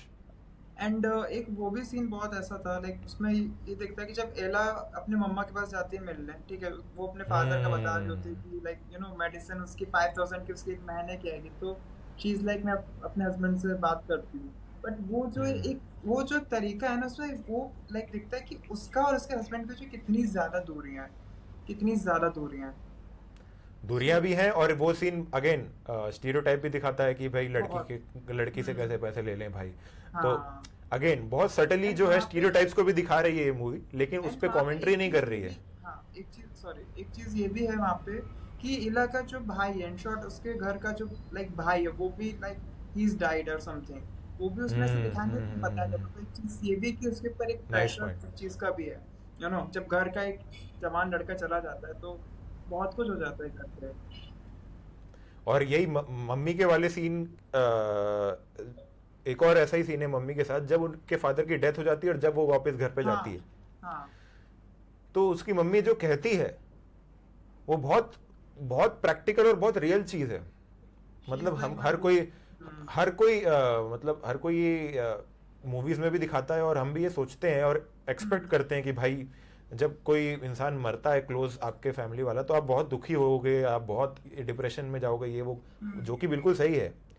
लेकिन उसकी मम्मी कहती है कि मुझे सिर्फ भूख लग रही है अभी तो, और कुछ मतलब इतने टाइम से उनकी बीमारियां, उनकी देखभाल, ये वो इतना वो मेंटली फिजिकली थक गई थी कि अपने हस्बैंड के जाने के बाद उसके सर पे एक रिलीफ है जो कि बिल्कुल कॉन्ट्राडिक्टरी इमोशन है। किसी क्लोज वन के मर जाने के बाद दुख है, लेकिन एक तरह का रिलीफ भी है जिसकी वजह से उसको भूख लग रही है। हाँ।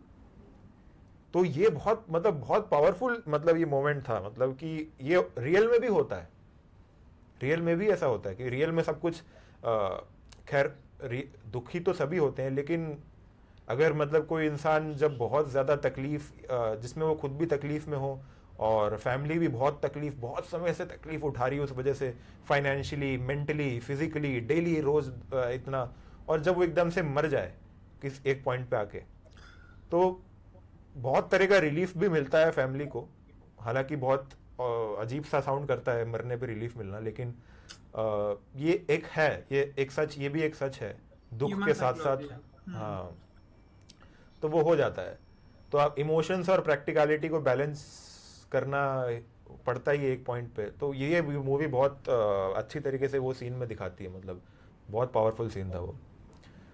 और यहाँ तक कि जो आंटी के जो हस्बैंड है उनको भी हमने कभी नहीं देखा। तो मतलब बेसिकली हर कैरेक्टर जो इस मूवी में है वो टूटा तो है, लेकिन कहीं ना कहीं एक छोटा सा रे ऑफ होप, एक उम्मीद के साथ जी भी रहा है। तो यहाँ तक कि इवन जो आंटी के जो हस्बैंड है जो शायद पैरालाइज्ड है, जो मूव भी नहीं कर सकते, उनको भी होप है। किससे होप है? चलते हुए पंखे को देख रहे हैं। हाँ। और दिन भर चलते हुए पंखे को देख रहे हैं, और उससे उन्होंने अपनी एक उम्मीद बांध ली है, पता नहीं किस तरह की, क्या उम्मीद है कोई नहीं जानता। तो तभी जब आंटी कहती है कि जब उनको पंखा साफ भी करना होता है तो चलते पंखे को साफ करते हैं, पंखा बंद नहीं होता है। और एंड में जब पंखा बंद होता है तो फिर वो मर भी जाते हैं। तो वो भी एक तरीके का मतलब एक सिंबोलिज्म दिखाया है, मतलब कि उम्मीद खत्म हो गई, इंसान मर गया। तो मतलब इतने अगर आप सोचने में जाओ तो इतनी लेयर्स हैं इस मूवी के हर एक सीन में मतलब मैं तो अभी जैसे जैसे मेरे दिमाग में आ रहा है मैं वैसे वैसे वैसे वैसे वैसे वैसे बोलता जा रहा हूँ। तो तुम लोगों के दिमाग में विकास कोई कोई ऐसी चीज जो मतलब पॉइंट आउट अगर तुझे करनी है तो बता। मैं लास्ट में जो सीन है जब इरफान हाँ का, एंडिंग के तो आएंगे हम लोग हैं हाँ। वो तो एंड तो इम्पोर्टेंट है। मैं वो समझना चाहता हूँ कि कैसे मतलब आगे प्रोसीड होता है, क्या होता है, या फिर वो अनआंसर्ड होता है, या फिर वो मेरे को जान। नहीं अगर अगर तुम लोग अब एंडिंग पे हम आई गए तो एंडिंग पे भी बात कर ही लेते हैं। एंडिंग से पहले तो और एक चीज हाँ। ये देखा था। And एक बेडरूम सीन है, बेडरूम सीन मतलब वैसा वाला बेडरूम सीन नहीं है। ये निमृत और उसके हस्बैंड का जो बेडरूम के पास सीन है, जिसमें निमृत इतनी कोशिश कर रही है कि उसके हस्बैंड के क्लोज आए, उसके साथ हाँ एंड एग्जैक्टली इवन वो ऐसे she doesn't want to sound, बहुत ऑकवर्ड मोमेंट है, बहुत ऑकवर्ड मोमेंट है वो she मतलब doesn't want to be rejected by her husband, इसलिए वो ऐसा ही बोलती है कि मे बी उनकी जो बेटी है ईशा नाम है या फिर जो भी नाम है, वो उनको एक भाई बहन होना चाहिए। And actually she needs that जो एक फिजिकल जो चीज है। नहीं नहीं नहीं ये जो वो बोलती है ना कि उसका एक भाई या बहन होने चाहिए, वो क्यों बोलती है उससे जस्ट पहले अगर वो उसको साजन का लेटर मिलता है, जब वो साजन को बोलती है ना कि ऐसा ये मेरे हस्बैंड का अफेयर हो रहा है, तो साजन लिखता है जो कि बहुत बैड एडवाइस है मेरे ओपिनियन में, कि ऐसा लिखता है कि sometimes having a kid can help a marriage. तो उसके बाद वो अपने हस्बैंड के पास जाती है इस उम्मीद से, अगेन उम्मीद नहीं बाद में होता है, वो बाद में होता है। Okay okay. हाँ तो इसके बाद वो अपने हस्बैंड के पास जाती है अगेन उम्मीद से। ये उम्मीद जो है ना, ये हर कैरेक्टर के पास कोई ना कोई किसी पॉइंट की एक उम्मीद लगी हुई है, कि आस लगी है कि मतलब हम कुछ आगे बढ़ पाएंगे अपने जिस उम्मीद से वो ढूंढ रहे हैं मतलब अपने लाइफ में आगे। तो वो अगेन उम्मीद से जाती है, लेकिन वो इतना ऑकवर्ड सीन है हस्बैंड के साइड से, मतलब मे बी शायद वो जिसके साथ अफेयर चल रहा है वहां से, हाँ वहां से आया होगा मे बी। हाँ तो ऐसा, और वो अगेन कुछ कहा नहीं गया है। रेस्पॉन्स कितना ब्रूटल होता है, तुम्हारा भी तो भाई था। हाँ और बहुत कोल्ड रिस्पॉन्सेज आते हैं, मतलब उसका हस्बैंड मतलब, और जिसने वो कैरेक्टर प्ले किया है, हस्बैंड थोड़ा बहुत भी एफर्ट नहीं दे रहा है। एंड अगेन हस्बैंड को एकदम इविल दिखाने की कोशिश नहीं करी है, बहुत ह्यूमन दिखाया है, लेकिन हमको अपने आप उससे नफरत होने लगती है।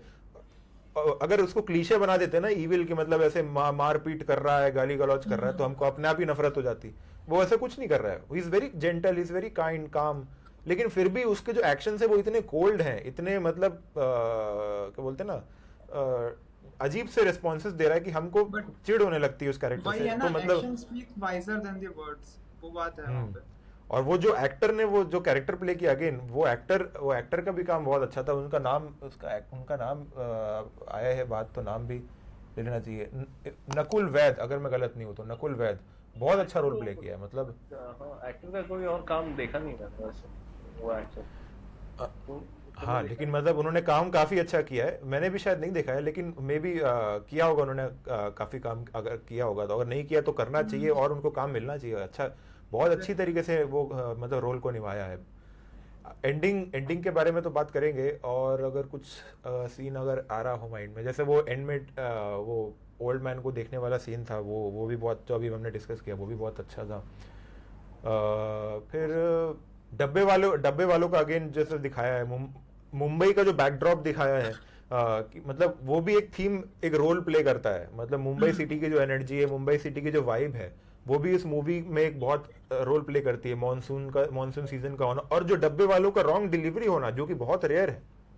जैसा कि वो डब्बे वाला कहता है कि हमको गलत बोलते हैं क्या, मतलब वो हार्वर्ड वाला आया था, वो रिसर्च करके गया, वो तो वो हिला पूछती है कि ये डब्बा जो आ रहा है ये कहाँ से आ रहा है, मुझे वहां लेके चलो। एंडिंग का वाला जो सीन है, तो जैसा विकास ने पूछा कि एंडिंग में क्या हो रहा है, वो समझना चाहते हो, जो मुझे लगा मैं अपना इंटरप्रिटेशन जरूर बताऊंगा। तो अब अगर एंडिंग पे और कोई सीन है तुम लोगों के दिमाग में, तो अगर आ रहा है तो बता दो, नहीं तो फिर हम लोग एंडिंग पे चलते हैं बेसिकली। मेरे दिमाग में तो ऐसा कुछ नहीं आ रहा, हम लोगों ने सारे इंपॉर्टेंट टॉपिक्स कवर करे हुए हैं आई गेस। वो फैमिली फोटोग्राफ, हाँ अरे जब शादी होती है तो फैमिली फोटोग्राफ वाला जो सिनेरियो है, मतलब अगेन नवाजुद्दीन एकदम भोला भाला सा ऐसे खड़ा हुआ है, एकदम बगल में एक अकेला इरफान को बुलाया, वो जिस तरीके से बुलाता है इरफान को, मतलब वो बालकनी वाले सीन में कि मतलब इनकी तरफ से तो चाचा ताऊ फूफा फूफी सब पूरा कुनपा आएगा, मेरी तरफ से कोई नहीं है, मैं अकेला हूँ, मतलब अगर अगर अगर आप आ जाते मेरे सरपरस्त बन के, मतलब मेरे गार्जियन बन के, और इला मैडम भी आ जाती, तो मतलब ऐसे मतलब बोलता है धीरे से, और इरफान के साजन के चेहरे पे जो थोड़ी सी एकदम स्माइल आती है, मतलब कि भाई हाँ ऑफ कोर्स मैं आऊँगा, बिल्कुल आऊँगा, वो बहुत प्यारी होती है। ठीक, बाकी हाँ, निखर तो और कोई हाँ, सीन, मतलब और कोई सीन तुम्हें याद आ रहा है जो मतलब ये फोटोग्राफ वाला सीन था, और उससे पहले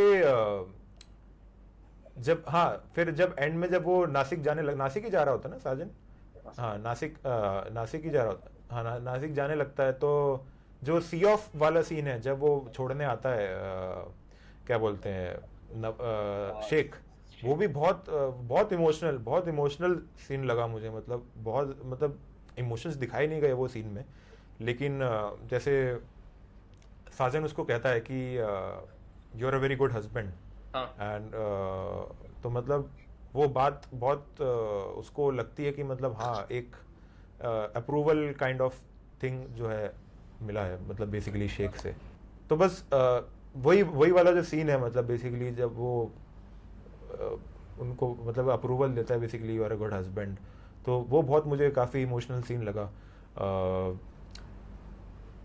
और बहुत सारे सीन हैं, अब जैसे जैसे मैं याद करूंगा, मतलब कि कोई कमी, मतलब कोई लिमिट नहीं है, जितना जैसे याद, ये बहुत जो बेहतरीन, अरे ये सीन मैं कैसे भूल सकता हूँ, ये तो बताना, तो बिल्कुल बताना चाहिए, अच्छा वो मैं दिमाग पे जोर डाला, वो वाला सीन जब स्टार्टिंग में, ये तो हम काफ़ी एंड में आ गए थे, स्टार्टिंग में जब पहली बार मिलते हैं साजन और शेख, तो वो सिगरेट की दुकान पे ये मैं एक्टिंग पॉइंट ऑफ व्यू से बोल रहा हूँ, मतलब या सिनेमा पॉइंट ऑफ व्यू से, सिगरेट की दुकान पे साजन जो है खड़े होकर वो ले रहा है, और वो शेख भी वहीं आता है, तो वो बोलता है सर मैंने सुना है कि ऑफिस वालों ने कहा कि आप एक बिल्ली सड़क पे जा रही थी, आपने उसको लात मार दी और फिर वो बिल्ली मर गई। तो इरफान फिर बोलता है कि, और वो सीन कितनी प्यारी तरीके से इरफान ने वो प्ले किया है, मतलब और कोई एक्ट, सरकाज़म तो है, अब जैसे तुम्हें हमको को भी डाउट होता है कि सरकाज़म है या नहीं, हाँ वही, और कोई भी एक्टर होता तो वो एक्टर्स का क्या होता है, कोई सीन है भाई, पता चला कि हमको ये लाइन आई, अगली हमारी लाइन है, तो खटाक से बोल दिया, लेकिन इरफान ने अपना पूरा टाइम लिया है, मेरे ख्याल से विकास या हर्ष का तुम लोग का भी ध्यान शायद नहीं गया होगा वो सीन पे, अगर मैं गलत नहीं हूं तो वो सीन देखना दोबारा से, वो अपना पूरा टाइम लेता है साजन जो है, वो अपने शायद वॉलेट से पूरा पैसे को निकालता है या रखता है, फिर पीछे हटा के अपना वॉलेट पूरा रखता है, सिगरेट लेता है, उसके बाद बोलता है, उससे पहले बोलता है कि बिल्ली नहीं थी आदमी था, उसको धक्का दे दिया वो नीचे आके मर गया, हाँ उसके बाद फिर अपना पूरा ये कार्यक्रम करता है, अपना वॉलेट को अंदर रखना, सिगरेट लेना, ये वो, और इतनी देर में वो शौक खड़ा हुआ है, ऐसे शेख ऐसे शौक खड़ा हुआ है, और इरफान कुछ बोल नहीं रहा है, और कोई एक्टर होता तो अगली लाइन बोल देता, वो कुछ नहीं बोल रहा है इरफान, वो देख रहा है, रिएक्शन देख रहा है वो कैसे बोल रहा है, और पूरा रखने के बाद, पूरे एक्शन करने के बाद, so you better be careful, हो भाई जो इम्पैक्ट पड़ता है वो सीन का। और उसके बाद जो होता है, जब वो इरफान वो डायलॉग मार के निकलता है, मतलब निकलते हैं, जो साजन निकलता है, तो शेख जो है वो शेख का कैरेक्टर वहां पे भी दिखता है कि मतलब उसके पास सिगरेट का डब्बा खरीदने के पैसे नहीं है, शेख क्या बोलता है वो दुकान वाले से, एक सिगरेट देना, पैसे बाद में ले लेना, हाँ पैसे बाद में ले लेना, तो मतलब अगेन वो वहां पे भी एस्टैब्लिश किया, बहुत अर्ली ऑन है मूवी में एस्टैब्लिश किया कि शेख का कैरेक्टर जो है वो मतलब फाइनेंशियली इतना वो नहीं है, मतलब ही कैन नॉट मतलब बाय पैक ऑफ सिगरेट्स, मतलब एक सिगरेट लेता है वो भी उधार पे लेता है बेसिकली। तो ये एक और बहुत अच्छा सीन था जो एकदम से मेरे दिमाग में आया, तो मैं सोचा बोल ही देते हैं चलो। तो हाँ, तो अब और कोई सीन आ रहा है तुम लोगों के माइंड में, नहीं कि आप फिर हम लोग एंडिंग पे आए, जो कि एंडिंग बहुत प्यारी है, जो मुझे ऐसा लगता है। विकास एंडिंग ओके, हाँ तो एंडिंग में पहले तुम लोगों से जानना चाहूंगा, एंडिंग के बारे में तुम लोग क्या सोचते हो, फिर मैं अपना भी पॉइंट बताऊंगा, तो पता तो चले कि सब लोग क्या सोच रहे हैं, नहीं तो मैं ही बता दूंगा तो शायद हो सके। हाँ एंडिंग ऐसा ही है कि हाँ, बोलो विकास। उन दोनों की तरफ से ये कोशिश है अम, कि अभी लेटर्स के थ्रू तो हम कॉन्वर्जेशन हमने किया ही है, जितनी भी डिफरेंसेस है उन सबको कंसिडर करने के बाद भी अभी इस मोमेंट में आए कि हमारे पास जो ईला मोस्टली वो रियलाइज करती है कि उसके पास टाइम कम है कंपैरेटिवली, बिकॉज वो चाहती है कि वो फ्यूनरल से वापस आती है, उसके बाद वो चाहती है कि जितनी जल्दी वो उसके साथ कनेक्ट हो एंड उसके साथ अपना जो भी है वो रिलेशन उसको एक सही तरीके से उसको स्टार्ट करें, and mainly they wanted to be together, क्योंकि एट द एंड दोनों को ये चीज़ रियलाइज होता है कि डिफरेंसेस के ऑब्वियसली। बाद भी जो रिलेशन जेन्युइन है, जो रिलेशन में उस हिसाब से उस लेवल का अंडरस्टैंडिंग है, लव है, उसी चीज़ को आगे करें, ना कि किसी ऐसे इंसान के साथ रहे या फिर ऐसे क्योंकि ईला was with her husband and the character Irfan was with उसके उसके साथ उसकी तन्हाई, तो तन्हाई के साथ एक तो उसका रिलेशन था, तो उससे ब्रेक होकर जो जेन्युइन कंपेनियनशिप है उस चीज़ में वहाँ वो लोग प्रोसीड करें। तो तुझे क्या लगता है कि वो लोग एंड में फिर मिले हैं कि नहीं मिले हैं, कि क्या हुआ है, कैसे, मतलब कैसे लगता है कि मिले हैं, जस्ट बिकॉज ये होप कि वो मिले, या फिर मूवी में ऐसा कुछ हिंट मिलता है कि वो नहीं, मतलब मूवी में ऐसा कुछ तुझे ऐसा हिंट दिखा कि मतलब वो मिलेंगे, मतलब डायरेक्टर ऐसा हिंट दे रहा हो। जो रीरूट जो वो है, डब्बा जब वापस जाता है घर की तरफ, तो तब उस चीज़ को रिट्रेस करता है वो। हाँ, तो मतलब तुम लोगों ने काफी मतलब ये चीज अच्छी नोटिस करी है, मैंने भी वही चीज नोटिस करी, लेकिन मुझे ऐसा लगता है कि वो मिलना तो चाहते हैं लेकिन शायद वो मिल नहीं पाते। क्यों? मुझे ऐसा क्यों लगता है, क्योंकि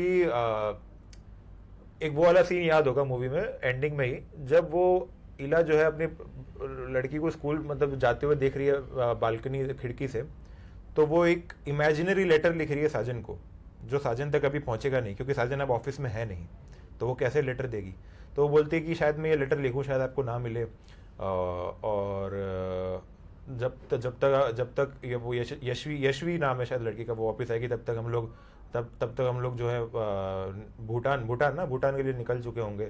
हाँ, और शायद आपको ये लेटर ना मिले, बेसिकली मतलब वो मन में ये सोच रही है कि ये लेटर मैं लिखती शायद उनको मिलता। उसको नहीं पता, इला को नहीं पता कि साजन उसको ढूंढ रहा है, साजन को नहीं पता कि इला भूटान जा रही है, ढूंढ रही थी, मिला नहीं, तो इला भूटान जाने लगती है कि भाई भूटान में, जैसे शेख कहता है कि भूटान में सब खुश रहते हैं, यहाँ हमारा एक जो है उधर के 5 के बराबर है, तो वहाँ मतलब सब खुश रहते हैं, वहाँ पे कोई टेंशन नहीं है। तो इला सोचती है कि भाई चलो उधर ही जाएंगे, और क्योंकि भूटान के बारे में बात करी गई थी, तो मे भी शायद वो ये सोच रही हो कि शायद कभी किस्मत से जो है साजन जो है वो भी कभी भूटान आके मिल जाए, तो वो भूटान जाने, तो वो सीन से मुझे ये चीज मिलती है। दूसरा सीन जो मैं बता रहा था, डब्बे वालों का जो गाना है, जब वो गाना गाते हैं, जो स्टार्टिंग में गाना गाते हुए जो डिलीवरी के बाद, जब एक और चीज ऑब्जर्व करी होगी, जब डब्बे वाले सुबह जब डब्बा लेके जाते हैं दोपहर में, या सुबह या दोपहर में, तब वो गाना नहीं गाते हैं, क्योंकि तब उन काम पे फोकस होता है उनका माइंड, देखना मूवी में याद हो तो। और जब सब डिलीवर करने के बाद जब वो वापस जा रहे होते हैं ट्रेन से, तब वो गाना गाते हुए, सिंगिंग करते हुए, ताली बजाते हुए जाते हैं। तो एंड में जब इरफान बैठा होता है ट्रेन में, डब्बे में, आसपास वही गाना बज रहा होता है और वही सब डब्बे वाले होते हैं, तो बेसिकली इरफान भी वही डब्बे वाले को पकड़ के बोलता है कि मुझे ये डब्बा कहां से आया, मुझे वहां पे लेके जा। लेकिन मुझे ऐसा लगता है कि जब इरफान वहां पहुंचता है तब तक इला वहां से जा चुकी है, क्योंकि इससे पहले भी यही हुआ था, इला जब वहां पहुंची तो वहां से साजन जा चुका था। तो मुझे ऐसा लगता है कि जब साजन वहां पहुंचता होगा आगे, अगर मूवी दिखाई जाती, तो मुझे ऐसा लगता है कि मैं चाहता नहीं हूँ ऐसा, लेकिन मुझे ऐसा लगता है कि इला तब तक वहां से भूटान के लिए निकल चुकी होगी। एंड जो बोलते हैं ना crossing paths at the wrong time, वैसा वाला कुछ सिचुएशन हो सकता है। और जितनी प्यारी ये लव स्टोरी हम लोगों को लगी मूवी में, basically not all stories have a happy ending, तो मुझे ऐसा लगता है कि शायद और हो सकता है आगे चल के हार मान के मे बी साजन भी भूटान निकल ले और फिर भूटान में दोनों मिले, ये भी हो सकता है। तो मतलब तो मैं क्या करता हूँ कि लीला अपने हस्बैंड के साथ घर पे ही है एंड हस्बैंड को मालूम चल गया कि लीला को मालूम है कि उसका अफेयर चल रहा है एंड देन साजन जस्ट घर के दरवाजे पे होता है। साजन उसके हस्बैंड के सामने लीला को हाथ पकड़ के और उसकी बच्ची को हाथ पकड़ के लेके जाए और हस्बैंड कुछ भी नहीं बोले और और बैकग्राउंड में टिपिकल एकदम बॉलीवुड म्यूजिक बजे एकदम डीडीएलजे टाइप का। वो तो खैर ऑब्वियसली अगर मतलब अपने मसाला टाइप मूवी होती तो होता है ऐसा, थोड़ा सा डार्क होता और हस्बैंड चाहकर भी कुछ नहीं बोल सके, हस्बैंड खुद इतना गिल्ट। लेकिन एक तरीके से ये भी डार्क है, अपने हस्बैंड को बिना बताए वो तुरंत दोपहर में कल्टी बोलते हैं ना, मुंबई में कल्टी हो गई एकदम भूटान के लिए। हस्बैंड आएगा शाम को घर पे कोई है ही नहीं, शायद मैं भी ताला भी लगाओ, ताला तोड़ना पड़े उसको। Husband won't care but husband को मतलब ढूंढने की कोशिश तो करेगा ही ऑब्वियसली, भले मतलब प्यार नहीं है बट अगेन वो इंसान इवन इफ योर रूममेट जिससे आप शायद जिसको आप इतना पसंद नहीं करते हो, अगर वो भी मतलब एकदम से घर ना आए 2-3 दिन तक, तो रूममेट होने के नाते ही सही कम से कम आप को पता तो थोड़ी कोशिश तो करोगे ही, हाँ थोड़ी तो कोशिश करोगे कि पता मैं भी चलो जाके पुलिस में कंप्लेंट लिखा दूं, मतलब क्या हुआ ढूंढने के लिए, वो तो इतनी करेगा शायद, इतनी उससे ज्यादा ना करे बेसिकली, मतलब दुख वुख नहीं होगा उसको, लेकिन थोड़ी बहुत कोशिश कर सकता है ऐसा मुझे लगता है। तो यही है, मुझे ऐसा लगता है कि एंडिंग में शायद फिर वो आगे चल के ना मिले।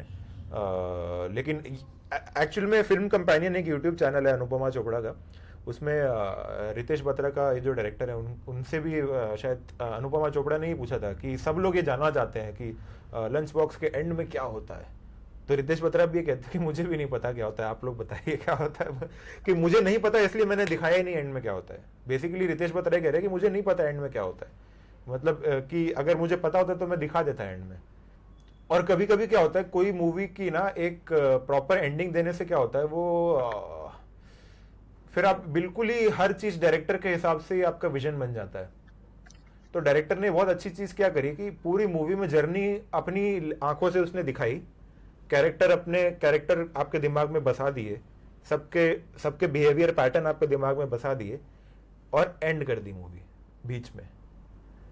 अब उन्होंने उस डायरेक्टर ने बेसिकली क्या किया, वो कहानी को आपको सौंप दिया कि अब आप सोचो, आप कुछ भी दिमाग लगाओ, आप कुछ भी इमेजिन कर सकते हो, ये अब आपकी स्टोरी है, आप अपनी स्टोरी बनाओ, इसमें क्या हुआ होगा।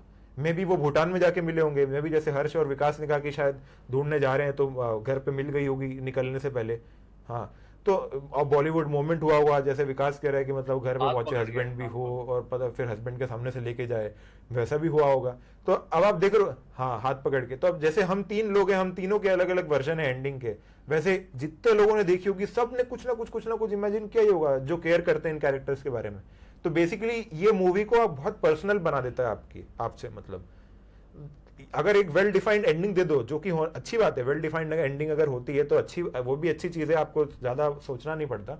लेकिन फिर क्या होता है, वो कंप्लीटली एक डायरेक्टर का विजन हो जाता है, जो वो भी वर्क करता है, वो भी एक तरीका है आर्ट का, लेकिन ये भी एक तरीका है कि मतलब आप एक दुनिया दिखाओ, दुनिया के बारे में बताओ और एक पॉइंट पे आके उसको ऑडियंस के लिए छोड़ दो। आप लोगों से कि किस कैरेक्टर को अपने से आप सबसे ज्यादा नजदीक आपने फील किया, कौन से अपने से सबसे ज्यादा नजदीक ऑडियंस वाले आप लोग तो बताएंगे ही जरूर कमेंट्स में, अच्छा मुझे भी अच्छा लगेगा, बताइए तो हम लोग पढ़ेंगे भी इंटरेस्टिंग ऐसी कुछ स्टोरीज, और आप लोगों के कुछ फेवरेट सीन्स लंच बॉक्स के जो शायद हमने मिस कर दिए हों, जो कि बहुत बहुत अच्छे हों, तो वो भी बहुत इंटरेस्टिंग रहेगा पढ़ना अगर तो। हाँ, और ऑब्वियसली और कोई ऐसी अच्छी मूवीज जो आप चाहते हैं कि शायद हमने देखी हो नहीं देखी हो, कोई बात नहीं देखी तो हम देख लेंगे और फिर आके उस पर बात कर लेंगे। ऐसा नहीं है, ज़रूरी नहीं है कि बहुत पुरानी मूवी हो जो हमने देखी हो।